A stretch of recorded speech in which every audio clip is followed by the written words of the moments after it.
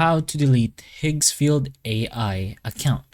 So to do this, just go ahead and log into whichever account you want to delete, of course, and go to the top right corner. So this is going to be in your settings or your manage account section. So press in manage account, and once you're here, you're gonna scroll down here in the danger zone. It's gonna have sensitive account actions, so you're gonna make sure you really want to delete your accounts, since deleting your account will permanently remove access to all your generations. Toggle that out. All library and community content, toggle that as well.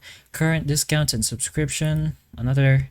All saved settings and presets, and finally remaining credits on your balance. So if you have ever spent too many credits in your account and it's still there, might as well just use them, since it will just get deleted.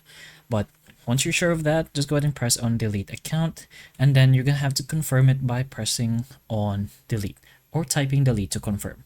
Then just go ahead and press on yes to delete your account. So again, type in delete as so, and then press on yes delete account. But that's pretty much the process to delete your account in your Higgsfield AI. So hopefully the information of this video can help you, and if it can, please like and subscribe for more videos like this, and that's all.